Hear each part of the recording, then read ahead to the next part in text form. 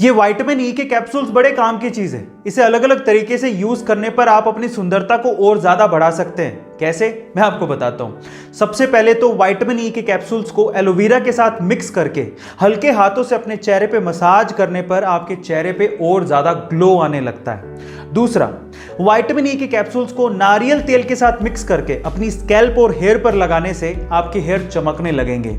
और तीसरा, vitamin E के कैप्सूल्स को बादाम के तेल के साथ मिक्स करके अगर आप अपनी आंखों के नीचे लगाते हैं तो डार्क सर्किल चले जाएंगे थोड़ी दिनों में। गाइस, आपको ये हेल्थ टिप कैसी लगी कमेंट सेक्शन में जरूर लिखिएगा और ऐसे अमेजिंग वीडियोस के लिए शेयर, सब्सक्राइब एंड लाइक।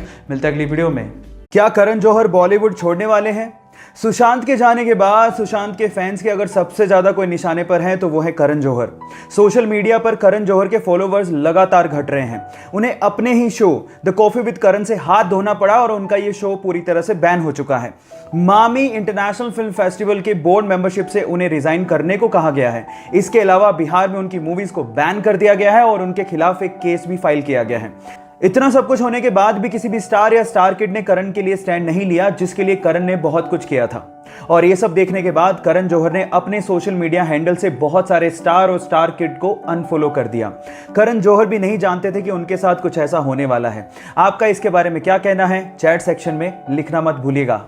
2 जुलाई 2020 यानी कि कल का दिन इंडियन रेलवे के लिए रिकॉर्ड ब्रेकिंग डे था, क्योंकि इसी दिन इंडियन रेलवे ने भारतीय इतिहास की सबसे लंबी ट्रेन को नागपुर से कोरबा के बीच में दौड़ाया। इस ट्रेन की कुल लंबाई 2.8 किलोमीटर, जी हां, आप ठीक सुन रहे हैं, 2.8 किलोमीटर थी और इसमें टोटल 251 वैगन को जोड़ा गया था। इस ट्रेन को खींचने के लिए लगभग 6000 हॉर्स पावर के 4 इलेक्ट्रिकल इंजन का इस्तेमाल किया गया था। इस ट्रेन का नाम शेषनाग रखा गया है। इसके पहले तक लॉन्गेस्ट ट्रेन का रिकॉर्ड सुपर एनाकोंडा के नाम था। सो गाइस, इंडियन रेलवे की इस उपलब्धि के लिए एक लाइक तो बनता है। एक 11 फीट लंबी ग्रेट व्हाइट शार्क अचानक से हाई टाइड की वजह से यूएस के एक बीच पे फंस गई। जैसे ही लोगों ने उसे तड़पता देखा, उसे बचाने की मुहिम में लोग जुट गए। सबसे पहले तो लोग उस पर लगातार पानी डालते रहे ताकि वो जीवित रहे। इसके बाद उसको वापस समुद्र में पहुंचाने के लिए उन्होंने रेत का एक चैनल बनाया और उसके बाद उसे खींचते हुए समुद्र तक पहुंचा दिया। आप लोग याद रखिए गाइस कि ये धरती सिर्फ इंसानों की नहीं है, इन जीवों की भी है और उन्हें बचाने की मुहिम और ऐसा समन्वय हमें बनाए रखना पड़ेगा, तभी हमारा अस्तित्व बचा रह सकता है। आपका इसके बारे में क्या कहना है, चैट सेक्शन में लिखना मत भूलिएगा।